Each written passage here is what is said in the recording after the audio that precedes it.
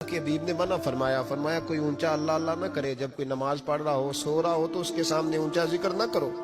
کہتے میں ایک دن اونچا ذکر کر رہا تھا، اونچا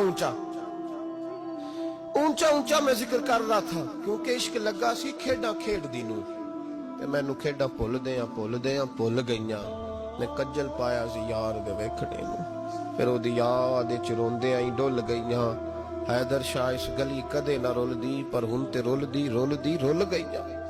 کہتے میں اونچا ذکر کر رہا تھا تو حضرت عمر فاروق رضی اللہ تعالیٰ نے ڈانٹ دیا، فرمایا تجھے نہیں پتا حضور نے منع کیا؟ تو عمر نے ڈانٹا تو میں چھپ کے بیٹھ گیا کونے میں۔ حضور آئے نا نماز پڑھانے تو محبوب نے پتہ کیا وہ عبداللہ کدھر ہے؟ کہتے میں کونے میں تھا، حضور نے فرمایا کیا ہوا؟ تو میں رو پڑا، میری عزت بڑی تھی نا مدینے میں، کبھی کسی نے کچھ نہیں کہا تھا۔ نبی کریم نے فرمایا کیا ہوا؟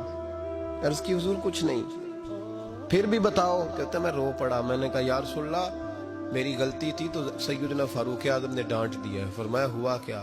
یا رسول اللہ میں اونچا ذکر کر رہا تھا، اور بات بھی ٹھیک ہے، کچھ لوگ قریب نماز پڑھ رہے تھے، حضرت عمر نے منع کیا، نبی کریم علیہ السلام نے فرمایا بلاؤ نہ ذرا عمر کو، خود قانون حضور نے بنایا ہے کہ اونچا ذکر نہ کرے جب کوئی نماز پڑھ رہا، بلاؤ نا عمر کو۔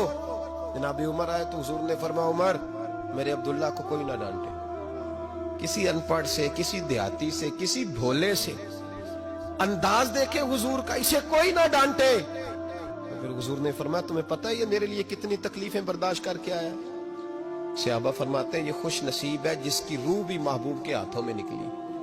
اور جب جنازہ اٹھا تو حضور کی داڑھی سے ہم نے آنسوؤں کے قطرے ٹپکتے دیکھے۔ مدینے میں رواج تھا کہ قبر میں قریبی عزیز اتارا کرتے تھے، پر ان کا تو مدینے میں رشتہ دار ہی کوئی نہیں تھا۔ حضرت عمر فاروق اور جناب ابو بکر صدیق کہنے لگے ہم قبر میں اتارتے ہیں۔ جب ان دونوں نے اٹھایا قبر میں گئے تو کہتے ہیں کمال دیکھو اللہ کے رسول ہم دونوں سے پہلے قبر میں اتر گئے، اور حضور نے یل بدایا ون نہایا میں موجود ہے، کب مجھے دو میں قبر میں اتارتا ہوں۔ کہتے ہیں حضور نے تنے تنہا پکڑا، قبر میں اتارا، پسے مردن فرشتوں نے جو تلاشی لی تو کیا نکلا؟ فقط ایک دل کے گوشے سے خیال مصطفیٰ نکلا۔ نبی کریم علیہ السلام نے قبر میں رکھا اور ساتھ فرمایا اے اللہ میں آج شام تک اس سے راضی تھا، تو بھی اپنے کرم سے اس سے راضی ہو جا۔